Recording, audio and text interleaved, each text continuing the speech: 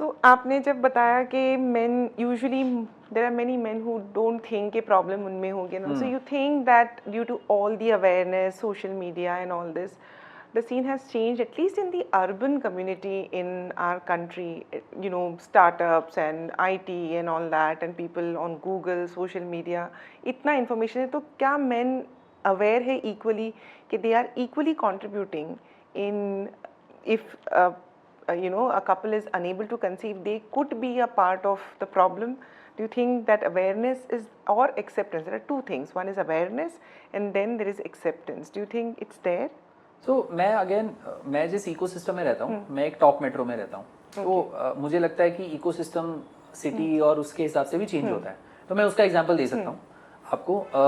देखिए, मुझे ऐसा लगता है कि क्योंकि सब कुछ मतलब हमारे पेरेंट्स की जनरेशन से सब लेट ही हो रहा है, तो क्योंकि वो लेट हो रहा है, ऐसा नहीं है कि प्रेशर दोनों पे नहीं है, दोनों पे प्रेशर है, राइट। मतलब eventually to have a family, अगर आप अलाइंड हैं फैमिली करने के लिए, तो ऐसा नहीं है कि एक जना ज़्यादा सोचता है या एक जना कम सोचता है। कुछ डिफरेंसेस हो सकते हैं कि मतलब मे बी द वाइफ और the female wants it earlier या मेल वांट्स इट अर्लियर, वो चाहे प्रेशर की वजह से हो, चाहे वो पीयर फैमिली प्रेशर हो, चाहे पीयर प्रेशर हो, या जैसा भी हो, इवेंचुअली क्योंकि सब टाइमलाइन बेस्ड हो गया है आजकल, तो वो वैसे ही टिक मार्क। हाँ, तो वो वैसे ही होता है। तो हाँ, आई थिंक लार्जली ऐसा ही है। So men are aware that they could also be a part of the, you know, problem. Like male infertility, for example, things have changed very drastically. Absolutely, because आपका lifestyle ऐसा हो गया है, आपको खुद को पता है कि आपका लाइफस्टाइल अच्छा नहीं है, मतलब आप जानते हैं, बट कुछ लोग एक्शन लेते हैं, कुछ लोग एक्शन नहीं लेते हैं।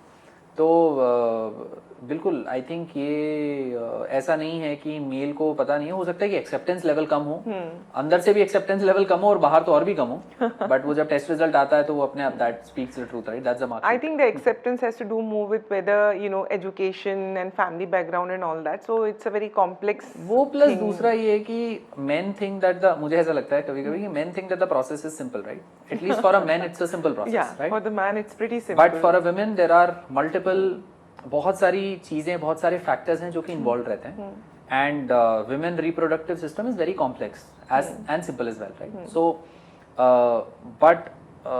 but ऐसा नहीं है कि the outcome is only dependent on one, it is dependent on both and lifestyle दोनों की ही सेम है मे बी, या प्लस माइनस है जैसा भी, और जेनेटिक भी, आजकल जेनेटिक्स भी डिफरेंट होते हैं।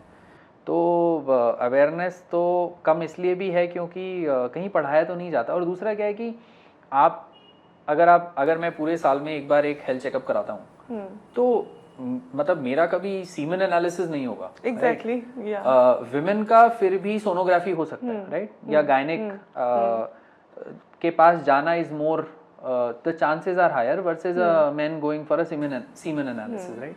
तो आपको कभी पता भी नहीं चलेगा कि आपका एक्चुअल सिचुएशन क्या है। It's a good point. Semen analysis such a simple test, वो करना चाहिए। I think अगर आप हेल्थ चेकअप, वैसे यूजुअली लोग 35 के बाद ही जाते हैं ऐसे yearly checkups and all, but अगर उससे पहले कोई ऐसे हेल्थ चेकअप्स होते हैं तो मेन के हेल्थ में प्रॉब्ली सीमेन एनालिसिस भी पार्ट होना चाहिए। It's a very simple inexpensive test to go. I think 35 के ऊपर आजकल नहीं रहा, पहले भी लोग जाने लगे क्योंकि लोग कॉर्पोरेट में काम करते हैं, तो सब जगह मेडिकल इंश्योरेंस सबका पार्ट है, और उस मेडिकल इंश्योरेंस में साल में एक बार हेल्थ चेकअप कराया जाता है।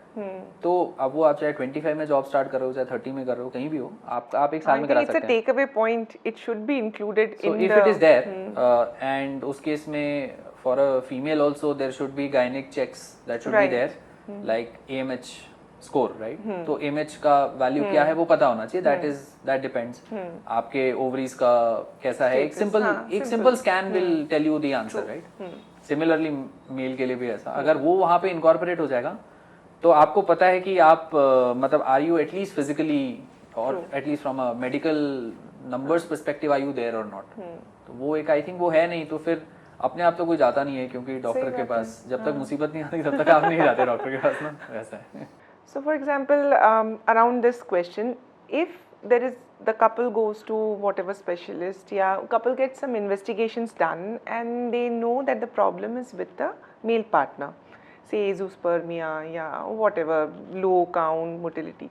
So at that point, is there, if you have, you know, male gynecologist or male infertility specialist versus female and all that, उस वक्त क्या कोई preference होती है कि the man would feel more comfortable talking to a man, or yeah, it doesn't matter?